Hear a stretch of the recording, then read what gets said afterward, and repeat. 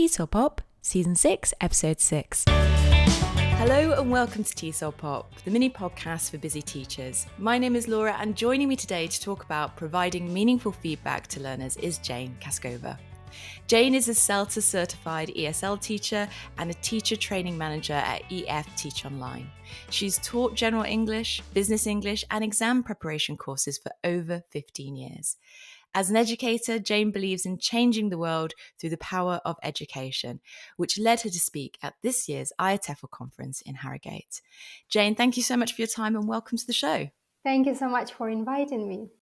In today's episode, we're going to talk about the important role feedback plays in supporting learners' progress and motivation. In addition, Jane is going to share tips on how to prioritise feedback, tailor it to learners' level, as well as structure feedback so that it is balanced. If you want to learn more about the impact of good feedback on the learning process and the technology that we can use to support it, then go back and listen to Season 5, Episode 5 on using technology to give great feedback with Vibble founder Nihad Ćehić. Earlier this year, Jane, you did speak at the TEFL conference in Harrogate, as I mentioned, about feedback and giving meaningful feedback to learners. Why is this such an important topic for you? Feedback can be a powerful tool for learning and growth, but it can also be demotivating and discouraging if it's not delivered effectively to students. And by asking students how they feel about feedback, teachers can tailor their approach to meet the needs and preferences of their students. And this can lead to more effective feedback that is better received and more likely to result in positive learning outcomes for students. Additionally, I guess asking for feedback can help build credibility and rapport between teachers and students, which again can lead to more positive and productive learning environment.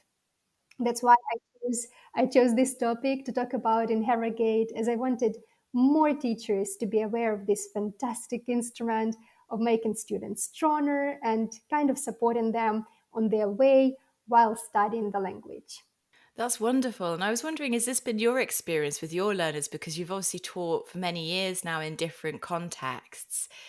Has feedback really influenced the outcome and the progress you've seen in your own students? Absolutely, yeah. I feel like that if it's delivered effectively, you can track the student's progress and basically understand like how basically understand how it feels in the whole learning environment, both when it comes to general English classes and exam preparation classes. You've covered the importance that feedback can have on the learning progress and indeed your own learners, what you've seen, the outcome as a result of great feedback. One of the things that comes to mind when we think about feedback is tailoring it to learners' level, particularly if we've got beginner learners that don't have a lot of language and they're still building those foundations versus obviously the higher level learners. Do you have any tips on how we can tailor feedback to ensure that learners understand and are benefiting from the feedback we want to give them? It's a very nice question, Laura. I would say I normally provide concise, kind of short feedback to a lower level student or lower level students to avoid them being overwhelmed and stressed. And however, when it comes to high level students, they are kind of more likely to prepare and they're ready to deep dive to extended and analytical type of feedback, like detailed type of feedback. So they could tackle range and grammar and vocabulary and work on different areas of improvement. And like again, as I said, finally they can handle it. I guess another interesting point we need to consider is how to deliver feedback both to lower level students and higher level students in a report, in a mail, or like in person. Like we need to decide because every student is different, their personality is different, and it's better to take into account these things. And if I know my student is shy and feels uncomfortable when we work on feedback together after the class or after their speech, I will talk about it in advance and offer to record my feedback on video or send it by report. Send my report by email. And this type of delayed feedback shows and allows them to take their own time and pace and work on it in a comfortable atmosphere and make certain improvements. However, again, it's important to take into account another fact that different teachers, they're busy and their timetable is different, and you need to be realistic about that. And if you have a big number of students or a big group, you cannot provide feedback to every single student. And in this case, I feel it's better to rely on stronger students and ask them to support the lower students and encourage them to talk. And again, they deliver feedback. In this case, I reduce my teaching talking time and I engage all the students to work together. And if you have a one-to-one class, you probably have the widest set of options for delivering feedback. And again, however, when you have the group, you need to consider how much time can be given for feedback.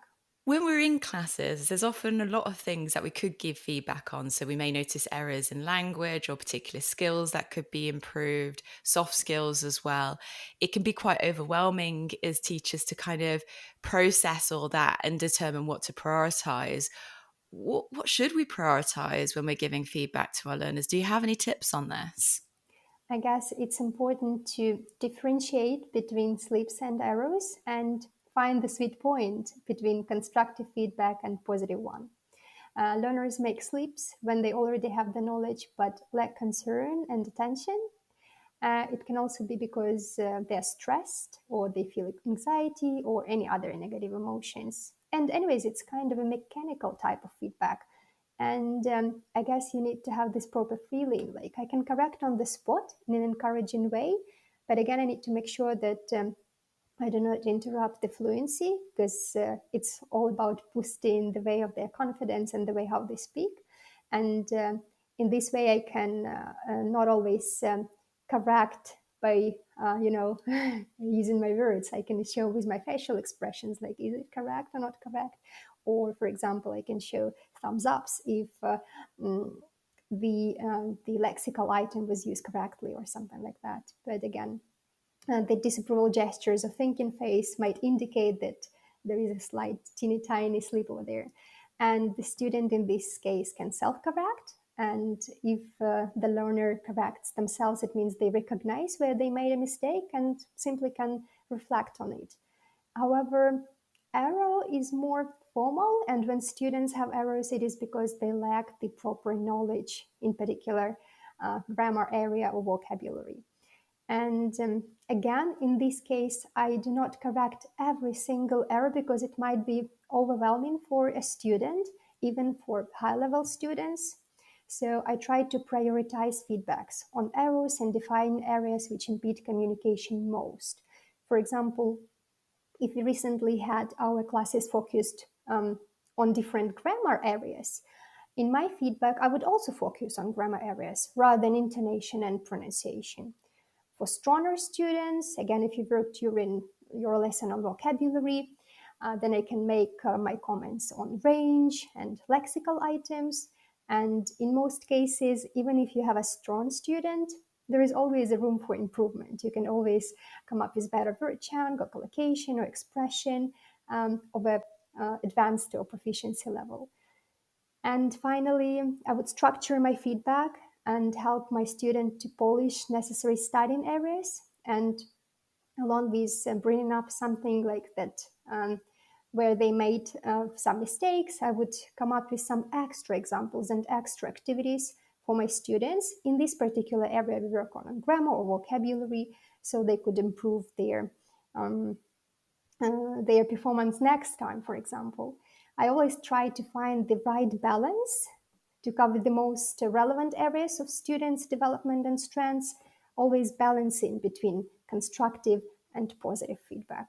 I love what you mentioned at the start as well, like students may be making a slip or an error because they're tired or a bit stressed. So, really kind of standing back and observing your students and then using that to inform how much constructive feedback you're going to give versus obviously the positive feedback that you mentioned as well. It can be really influential in terms of keeping the student motivated. If you notice your students are having not a great day or they're particularly stressed about an exam, then you're probably going to swing more towards the encouragement and helping them acknowledge what they are good at and what their strengths are to build their confidence. I can suggest a couple of methods when delivering feedback to my students. I use the sandwich method, which involves different layers when delivering feedback. And I always start with positive one when providing positive feedback. Then you deliver another layer where the meat comes of constructive criticism, and then you take turns. So it's kind of a sandwich. And however, when the meat comes, I try not to bring too much constructive feedback or negative feedback to my students, because again, remember that some people are vegetarians; they do not like too much meat. So be gentle with the constructive feedback. And whenever I deliver my feedback, I try to avoid saying something like "you made mistake here" or there. I try to say something like, "Let's see how we can make your idea better or your sentence better." And another technique I use is method of 3 kicks and kisses. One of the teachers, my colleagues' teachers, shared this method with me, and I really like it. So it's more or less the same approach, like sandwich approach when you deliver, but it starts like when you deliver with 3 positive comments and 3 areas of improvements. And I always try to bring this positive vibe to my students and say like, are you ready for kicks and kisses now? And they always laugh and have fun.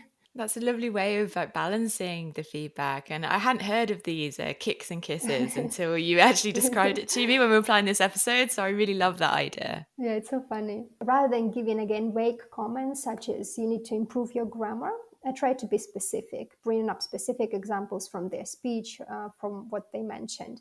And providing multiple examples in different areas will allow students to reflect on the areas of development from different angles. And then when you take into account all these factors like prioritizing feedback, different techniques on bringing it to the student, different ways to bring it to the student, like personal way, when you finished your conversation, you try to deliver it right to your student, or you bring it in a form of a report, or the way how you deliver it, like you try to think about different factors, and then it really works, and you can really track your students' progress as a teacher, and it works and it's great. This is fantastic tips. Thank you so much, Jane, for sharing your tips on how to prioritize and how to structure feedback. There's so many ideas I can think about and reflect on for my own practice. I'm sure listeners are the same. My pleasure. Thank you so much, Laura. It was a pleasure to talk about it with you. Jane blogs regularly about this and other topics, so to learn more about this, you can check out her LinkedIn. And as always, I've put a link to her LinkedIn in the show notes below. If you have a question you'd like us to answer, or like Jane, you have a topic to pitch for an episode, then you can contact us via Instagram, Facebook, or the website TESOLPop.com. Finally, you can support the work we do at TESOL Pop by leaving a rating and review wherever you listen to the podcast, or sharing TESOL Pop content with your teaching community, or by even buying us a coffee at ko-fi.com/TESOL Pop.